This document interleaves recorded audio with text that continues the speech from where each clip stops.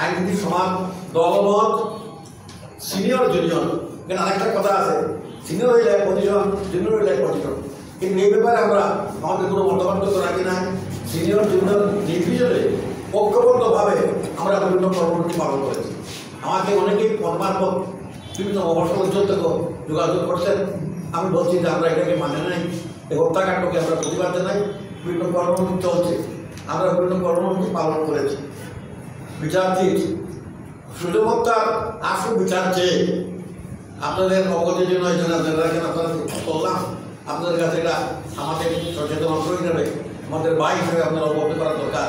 সুজন হত্যার আসু বিচার চেয়ে জেলা প্রশাসক ও বিজ্ঞ জেলা ম্যাজিস্ট্রেট ও এই জেলা পুলিশ সুপার সাহেব সঙ্গে স্মারকলিপি দিয়েছি। 24 ঘন্টার মধ্যে বিভাজনকে গ্রেপ্তারের দুর্দাবি জানিয়েছি। এটা একটা অনেকেই বলছিলেন যে সময় কম দেন, কারণ বাংলাদেশে একটি বিচারহীনতার সংস্কৃতি আছে। সাগরবন্দি 15 বছর হয়ে গেছে, ধর্মহত্যা আরো অনেক বছর। আমরা এই সমস্ত বিচারহীনতার সংস্কৃতিতে আমাদের হৃদয় বারাক্রান্ত। আমরা 24 ঘন্টা আমাদের সিনিয়র বিজ্ঞান সহ খবর শান্তিবদ্ধ মতামত দিলেন, তিনি একজন বৈশিষ্ট্য আইনজীবী, কিন্তু এই সময় আজকে একটা প্রোগ্রাম ছিল, একটা গুরুত্ব অনুধাবন করে এখানে আসছে।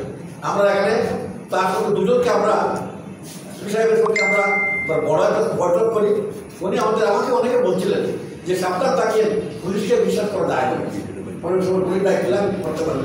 আমি বলছিলাম যে আমি পাকিস্তানের সময় থেকে বিভিন্ন সাংবাদিকতার কারণে আমি 10.5 একটা সাংবাদিক, পুলিশকে আমরা দেখেছি। এই পুলিশ সাহেব, এই জজ সাহেব, এই ডিসি সাহেবকে একটু ব্যতিক্রমী মনে হয়েছে। আমি বিশ্বাস করি ইনারা এরকম ঘটনার সঙ্গে আন্তরিকতা না থেকে যাবেন না। আপনারা শুনলে খুবই খুশি হবেন। আমাদের সেই বিশ্বাস রক্ষা হয়েছে। 24 ঘন্টার মধ্যে বিভাগগুলোকে গ্রেপ্তারের যে জোর দাবি জানিয়েছিলাম, আমরা জানিয়ে দিলাম। মাননীয় জেলা আদালত দলকে ফুল কোর্ট প্রিফারেন্স হয়েছে। এটা আপনাদের অবগতির চিহ্ন ছিল। আপনারা প্রশাসন অভ্যস্ত নন।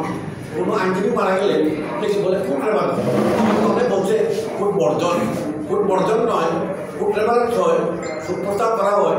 আর ওই দশটায় কোর্ট লাগে এডজস্ট করে সকল কার্যক্রম মুলতবি রেওয়াজ এজ পার কনভেনশন ট্রেডিশন রেওয়াজ রীতি মোতাবেক কোর্টগুলোকে মুলতবি করা হয়।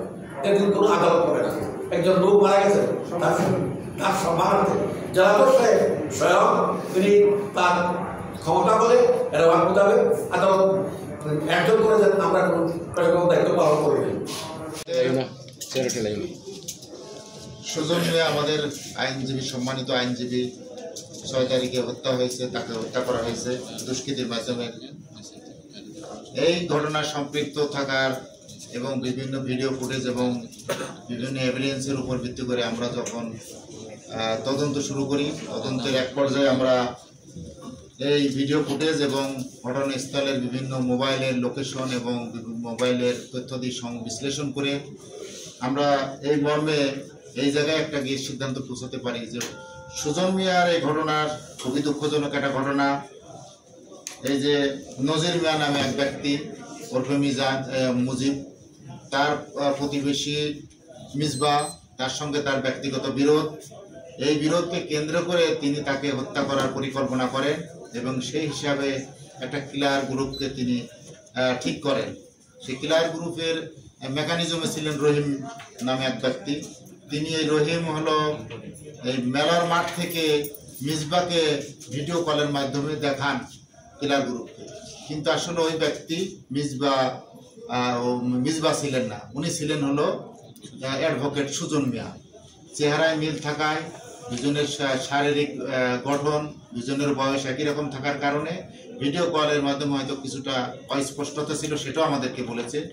পরবর্তীতে তার গতিবিধি লক্ষ্য করে তিনি যখন ফুচকার দোকানে আসে, ফুচকার দোকানে বসে তারা তাদের কিলিং মিশনের অংশ হিসেবে যখন জানতে পারে, এবং ইভেন তারা কিন্তু শুধুমাত্র ওই কিলারকেই দেখায়নি, এই রহিম মিয়া নিশ্চিত করেছেন যে ইনি হলেন সেই ব্যক্তি আমাদের টার্গেট, কারণ তারা তার যে একটা ছবিও পাঠিয়েছে।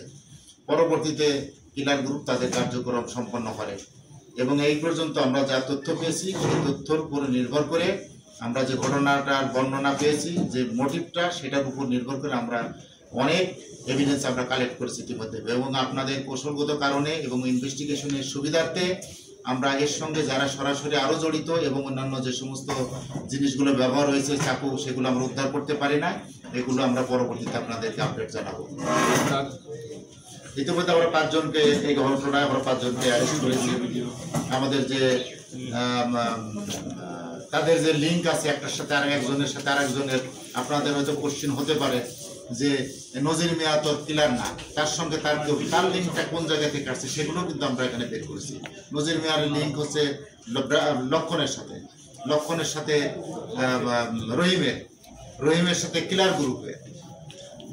তাদের যে লিঙ্ক আছে, একজন আর একজনকে ঠিক করছে, কে কাকে ভিডিও দেখাইছে, এগুলো সবই লিঙ্ক আমাদের কাছে আছে। এখন পর্যন্ত আপনাদের কাছে এই পর্যন্ত আপডেট। পরবর্তীতে আরো কোনো কিছু আপডেট পেলে আমি আপনাদেরকে জানাবো।